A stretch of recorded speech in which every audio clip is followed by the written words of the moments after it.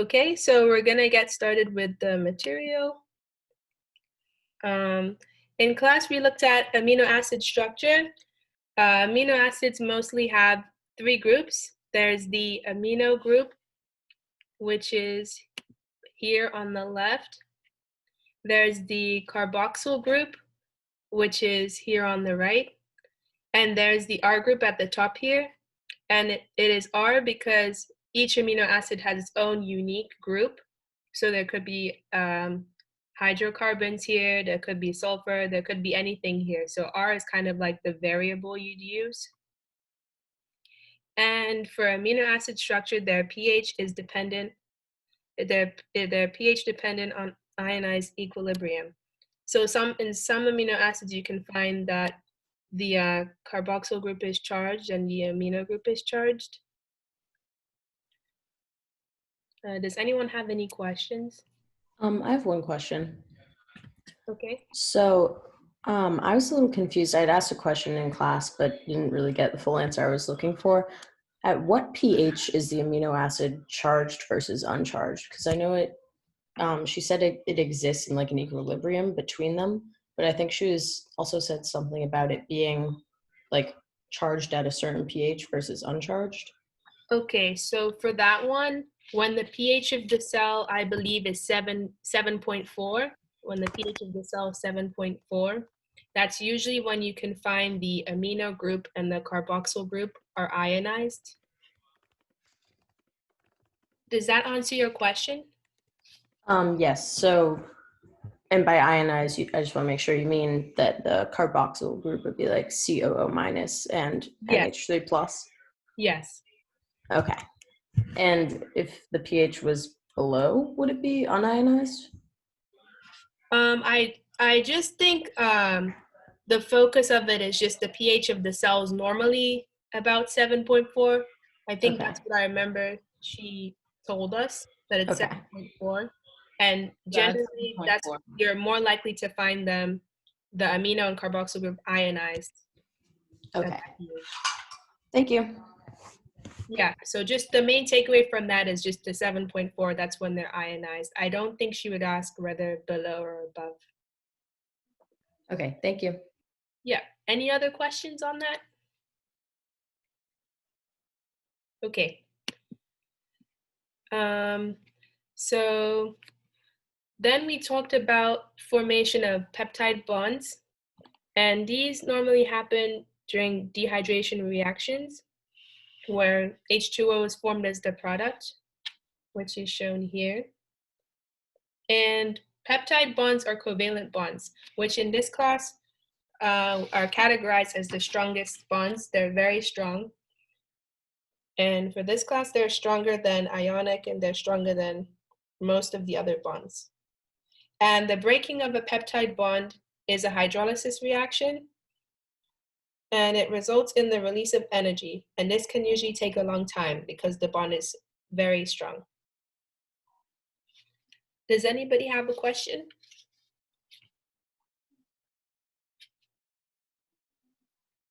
Okay, moving on. And we talked a little bit about the polypeptide anatomy. And normally when you label polypeptide or like a chain of amino acids, you start with the N terminus, which is the amino group, the end with the amino group, and you go all the way to the C terminus, which is the end with the carboxyl group. And typically, our groups are arranged by their chemistry and their size. And peptide bonds, she talked a little bit today how peptide bonds have resonance. So sometimes they'll be drawn in books as single bonds, but really they're kind of coexist in between single and double bond characteristics. So they have the characteristics of both. And yeah, I think that's it for polypeptide anatomy. Does anybody have a question?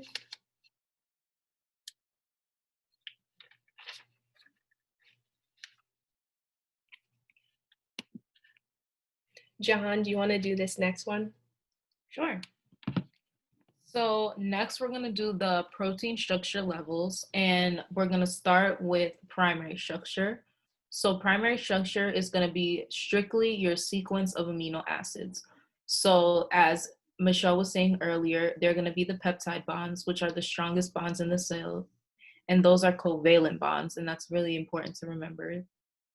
And it requires a lot of energy to break these bonds because they are so strong, and that is usually through protease activity.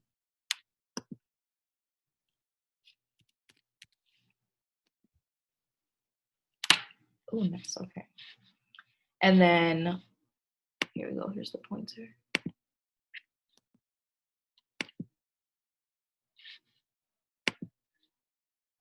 Maybe not. Michelle, can you click the bottom? Because I can't. Yeah, I tried to give you remote control. I was hoping it worked, but I clicked the bottom. Uh-oh. I don't know if it worked. Oh, I'm sorry. Oh, okay. Wait. Okay, here we go. So the next level is secondary structure. So the secondary structure involves the interaction between the backbones of the polypeptides. So the backbones are going to be either in the alpha helices or the beta pleated sheets. And those often involve hydrogen bonds. So hydrogen bonds are still strong, but they're not going to be as strong as your peptide bonds, which are your covalent bonds. So there are going to be dipole moments here, which is like a temporary partial charge. And the partial charge is usually from the hydrogen, which is partially positive, and the nitrogen, which is partially negative, and they come together and attract each other. So the hydrogen bonds hold the secondary structure together, and these bonds are non-covalent. And as you can see in the diagrams, the secondary structure for the alpha helices, the R groups are all arranged on the outside, and the beta pleated sheets, they're alternating up and down. And this is because if the R groups are facing the outside, it'll be easier for them to interact with other proteins and other things within the cell in order to carry out different processes.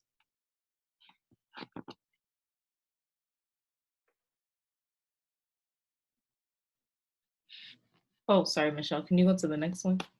Yeah, I thought it should let you do it now, but I don't know. Let me try.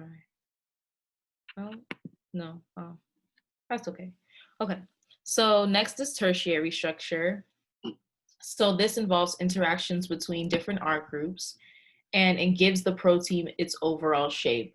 So that involves the hydrophobic interactions, the van der Waals, ionic bonds, hydrogen bonds, disulfide bridges, like all of these different connections. And then these interactions are all based on R group chemistry. Oh, there's a question in the chat. How does the beta... Oh, if you have a question in the chat, if you wouldn't mind just grabbing either one of our attention by unmuting the microphone, because I can't see the chat when I share the screen. Oh, yeah. I think it was a question about beta pleated sheets. I couldn't see the whole thing.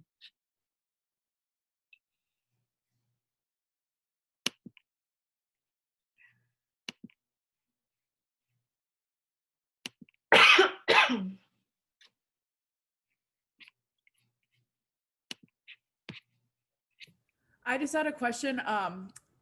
It said that they group every other. What does that mean by that? Every other atom? No, it would be like at every other terminus. Okay, thank you.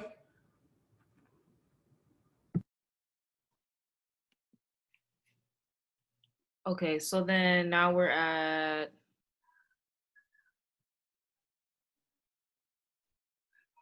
Oh, so we answered a question on the beta sheets on the next one,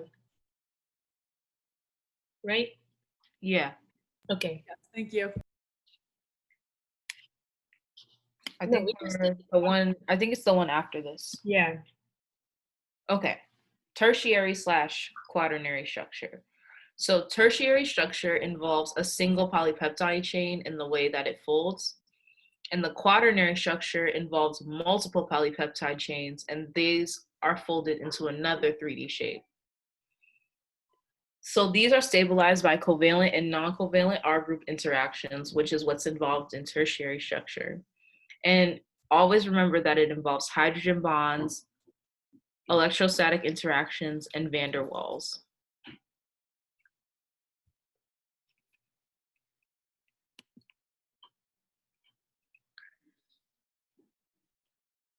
Quaternary structure. Oh, so they have interactions between subgroups because the subunits. So everybody was in class today, right? When she talked about the difference between domains and subunits. Yeah. Could you go over the difference between the two, if you don't mind? I actually think I have slides coming up on it. Okay. Oh, Thank you. I think there is one at the end. Yeah, I think they're just, yeah. Okay, I guess let's just keep chugging along until we get there. Do you want to take this one? Sure. Okay, so in class we talked about different ways to model proteins. There were 4 main ways. So the first one is ball and stick, which is also called wireframe. You can just kind of see the covalent bonds and the R groups and all the atoms. And then the second model we saw was space fill. And this one would show you how much space each individual atom takes up. And it gives you the overall shape of a protein. And it's very useful to see when you're looking at surface interactions between 2 proteins. But in this model, it's difficult to see the backbone of a protein.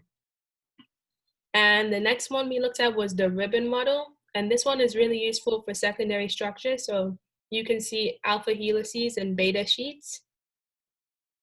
And in this model, you can't see the R groups. You only just see the path of the backbone. And then the backbone model, you just see backbone atoms and no R groups. And all these models are pretty useful. And sometimes you will see cases where you will have one model layered on top of another model. So you could have like a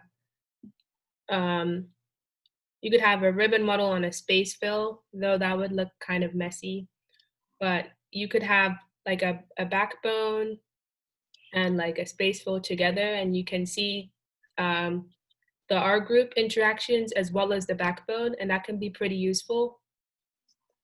And the main takeaway point for these models of proteins is just you can figure out pros and cons for each, and then what would be more useful for a given situation. What model do you want to use?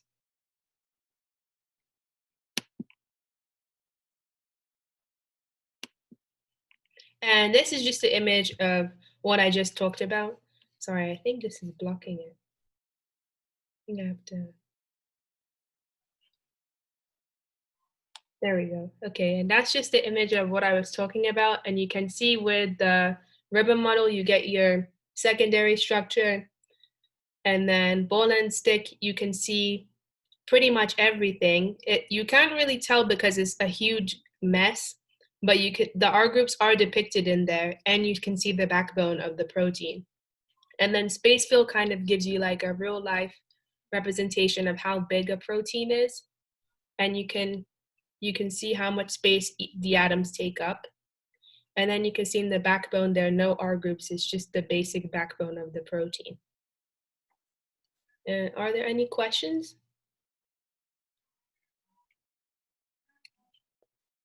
No? Okay.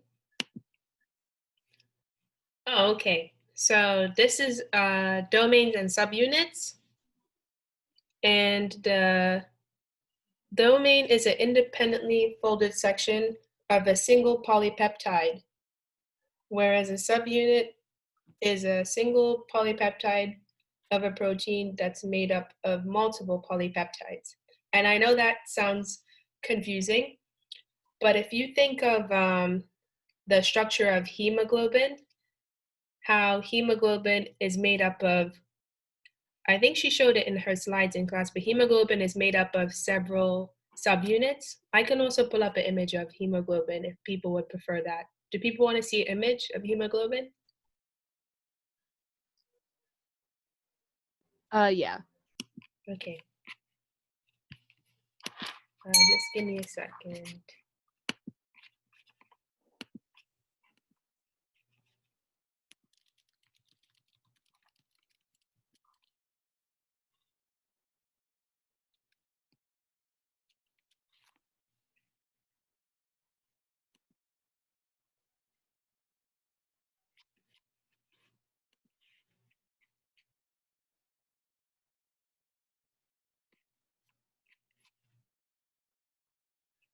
Sorry, I just wanted to find the image for hemoglobin, which is the one from class.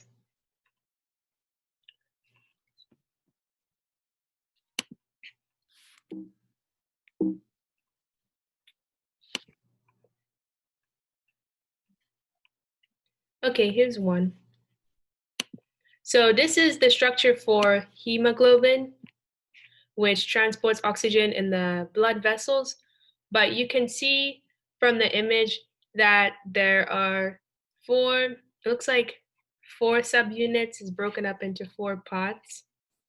And then within a subunit, there's a domain, which is like part of the protein that has its own separate function. Here's another one that makes it a bit clearer that there are 4 separate parts. But yeah, you can see that there are 4 subunits, and then each section of a subunit has a domain. Does anybody have any questions?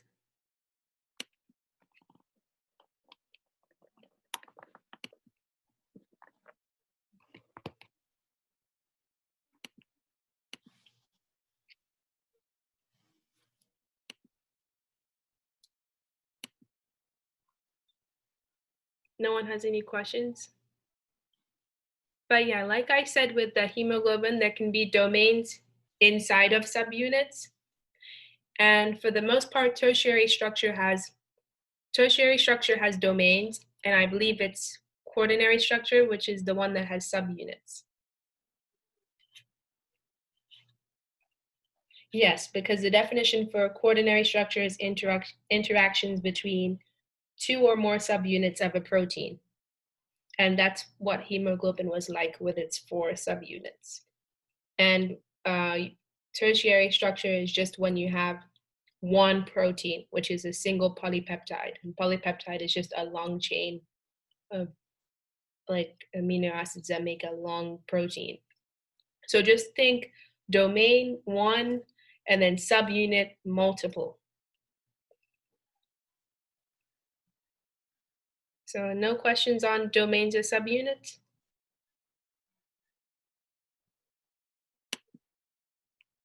Oh, my picture was here. Okay. But yeah, this is just visual.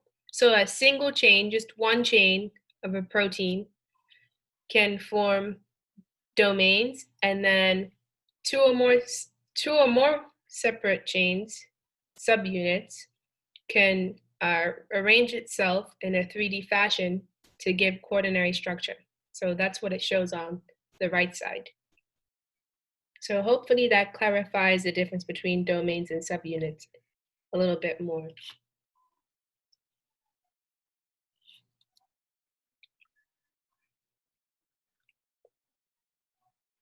But yeah, here's another like analogy, whereas tertiary structure is one person that has their bodily parts, and that's a domain. And then you have 2 people who are connected, and they're two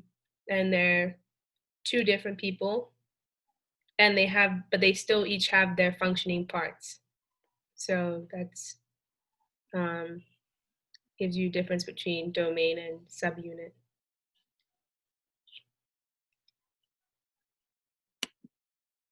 And I think that's it for the review session.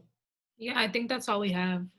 So if anybody wants to stick around for questions, I think that's all we have.